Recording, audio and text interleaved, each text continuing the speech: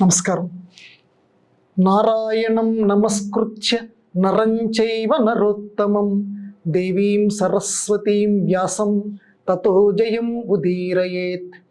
దుర్గే స్మృతా హరసి భీతిమశేష జంతోః స్వస్థైః స్మృతా మతిమతీవ శుభాం దదాసి. దారిద్ర్య దుఃఖ భయహారిణీ కాత్వదన్య సర్వోపకారకరణాయ సదార్ద్ర చిత్త. పురాణ సముచ్చయం బని ధర్మశాస్త్రం బని లోకంలో ప్రసిద్ధి పొందినటువంటి మహాభారతంలో ఈనాటి సమాజానికి పనికి వచ్చేటువంటి నీతిని విశ్లేషించుకుంటూ కథా పరంపరని మనం కొనసాగిస్తున్నాం. అందులో భాగంగా ఈరోజు 8వ కథ. ఈ 8వ కథ పేరు ఆదిశేషుని యొక్క వైరాగ్యం, ఆదిశేషుని యొక్క ఆలోచన. ఆదిశేషుడు ఎవరండి?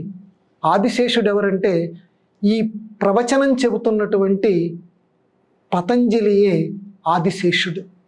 పతంజలికి ఉన్నటువంటి ఇంకొక పేరే ఆదిశేషుడు. పతత్ అంజలి పతంజలి అంటారు. ఆదిశేషుడు శివుడి యొక్క నాట్యం చూడాలి అని చెప్పి, నిజానికి విష్ణుమూర్తి యొక్క శయ్య ఆదిశేషుడు, కానీ చిదంబరంలో శివుడి యొక్క నాట్యం చూడాలి అనేటువంటి అభిలాషతోటి ఈ లోకంలో జన్మ ఎత్తట అంజలిలో పడ్డాడట. అంజలి అంటే దోసిలి. అంజలి ఆవిడ ఎప్పుడైతే చిన్న రూపంలో దోసిలిలో పడ్డాడో ఆవిడ ఆ తల్లి వెంటనే ఇలా వదిలేసిందట. ఇలా వదిలేసిన వెంటనే కింద పడ్డాడు కాబట్టి పతత్, కింద పడ్డాడు కాబట్టి, దోసిలి నుంచి కింద పడ్డాడు కాబట్టి పతంజలి అనేటువంటి పేరును ఆదిశేషుడికి వచ్చింది అని చెప్తారు. ఈ ఆదిశేషుడు కూడా కద్రువ యొక్క కుమారుడు. కద్రువ నాగమాత అని మనందరం చెప్పుకున్నాం.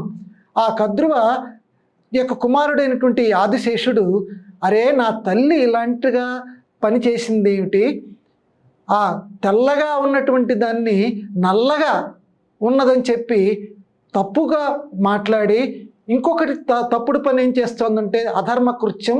తన చెల్లెలైనటువంటి వినతని, ఆ వినతకి పుట్టినటువంటి కొడుకుల్ని తనకి దాస్యత్వం చేయించుకుంటోంది.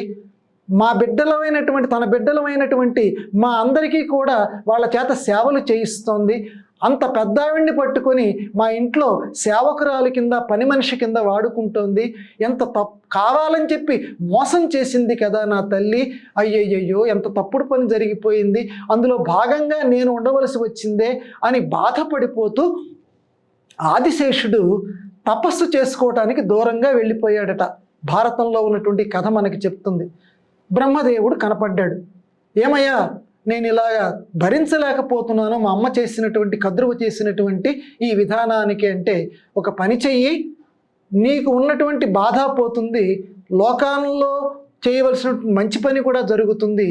ఈ రోజు నుంచి నువ్వు చక్కగా భూమిని మోయి అని, భూభారాన్ని, ఇప్పటివరకు విష్ణుమూర్తికి శయ్యగా ఉంటున్నావు, నీ యొక్క మరొక అంశ భూమిని కూడా మోస్తుంది. ఈ రోజు నుంచి భూమిని కూడా మొయ్యవయ్యా, నీకు వేరే ఆలోచన లేకుండా సత్క్రియ జరుగుతుంది, మంచి కార్యక్రమం జరుగుతుంది అని బ్రహ్మదేవుడు ఆదిశేషుడికి చెప్తాడు. ఇక్కడ మనకి వెంటనే ఒక ప్రశ్న వస్తుంది ఆధునిక యుగంలో. ఏమండి, అప్పటిదాకా భూమిని ఎవరు మోసారు? ఆదిశేషుడిని మొయ్యమని చెప్పి బ్రహ్మదేవుడు చెప్పారన్నారు, ఆదిశేషుడు దానికి ఒప్పుకున్నాడని చెప్పారంటే, అప్పటిదాకా కూడా భూమిని అష్టదిగ్గజాలు, 8 వైపులా ఉన్నటువంటి ఏనుగులు ఉన్నాయి. ఆ ఏనుగులు ఈ భూమిని మోస్తున్నాయి. కాకపోతే చలనం ఉండేదిట. ఆదిశేషుడు ఈ భూమిని మొయ్యటానికి మునుపు, ఇప్పుడు చిన్నపాటి సెకండ్ల పాటు రెక్టర్ స్కేల్ మీద నుంచి ఆధునిక పరిభాషలో మనం చెప్పుకుంటున్నామే, భూమి అంత కంపం అలా వస్తేనే బెత్తరబోతున్నాం, ఏమైపోతుంది ఈ భూమి అని చెప్పి. దానికంటే మించినటువంటి కంపాలు ఈ ఆదిశేషుడు మొయ్యక మునుపు ఉండేవిట. ఈ ఆదిశేషుడు ఈ భూమిని మొయ్యటం దగ్గర నుంచి ఈ భూమి నిశ్చలంగా ఉండటం ప్రారంభించిందట.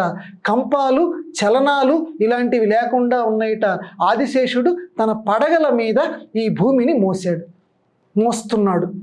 అయితే ఇక్కడ మళ్ళీ ఇంకొక అంతరార్థం. ఎందుకంటే ఆధునిక యుగంలో భారతం చదివేటువంటి వాళ్ళకి ప్రతిదీ కూడా ప్రతీకాత్మకం అండి, అది మనకు తెలియాలి. పాము మొయ్యగలదా? ఇన్ని వేల, ఇన్ని కోట్ల యోజనాల పరిమితి కలిగినటువంటి భూమిని ఒక పాము మొయ్యగలదా? ఏమిటండి భారతంలో ఉన్నటువంటి ఈ కథని ఈనాటి సమాజం ఎలా అర్థం చేసుకోవాలి అనంటే, ప్రతీకాత్మకము అంటే దాంట్లో ఉండే అంతరార్థం మనం చూడాలి.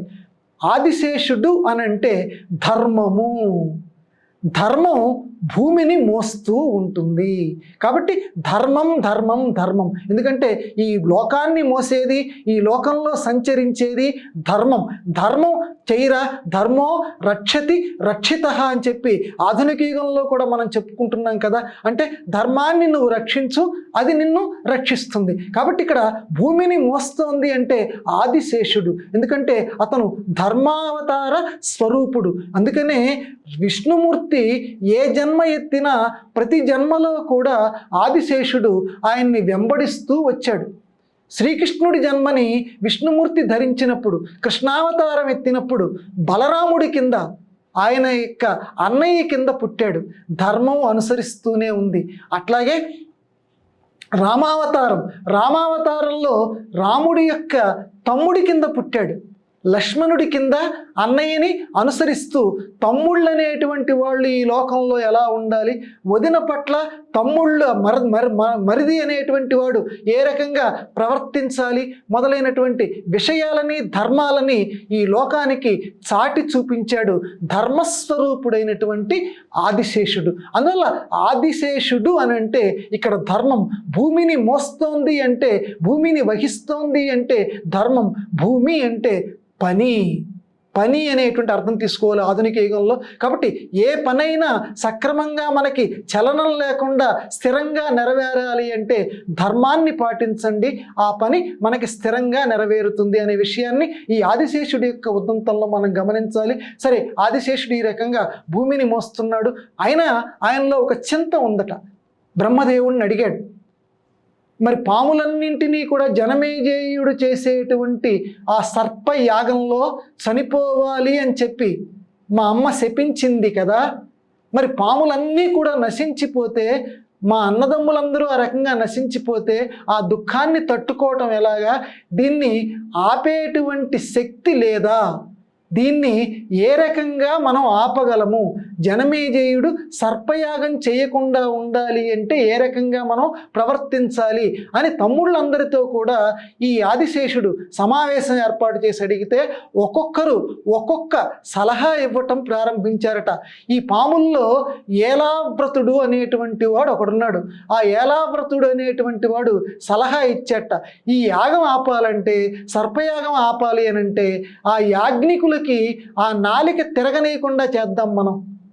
అంటే పలకవలసినటువంటి మంత్రం సరిగ్గా పలకనీయకుండా చేసామనుకో ఆ యాగం సరిగ్గా ఫలించదు కదా, అప్పుడు ఆ యాగమే జరగదు, మనం చనిపోవలసినటువంటి అవసరము రాదు అన్నాడు ఒకడు.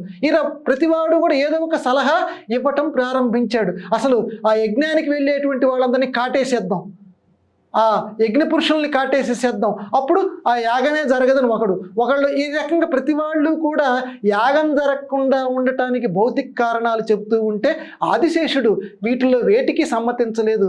కానీ ఒక్కదానికి అతను చెప్పిన మాటను సమ్మతించాడు. మన యుగంలోనే మన తరపునే ఈ మనకి చెల్లెలైనటువంటి జరత్కారు అనేటువంటి ఆవిడికి పుట్టేటువంటి వాడే ఈ యాగాన్ని ఆపుతాడు, ఆస్తికుడు అనేటువంటి వాడు ఈ యాగాన్ని ఆపుతాడని చెప్పారు. కాబట్టి ఆస్తికుడి యొక్క పుట్టుక కోసం మనందరం కూడా ప్రయత్నం చేద్దాము అన్నాడు ఆదిశేషుడు. ఆ ప్రకారంగా అందరూ ప్రయత్నాలు మొదలు పెట్టారు.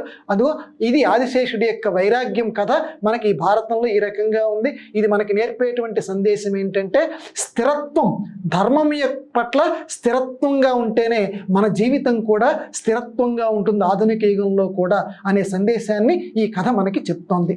నమస్కారం.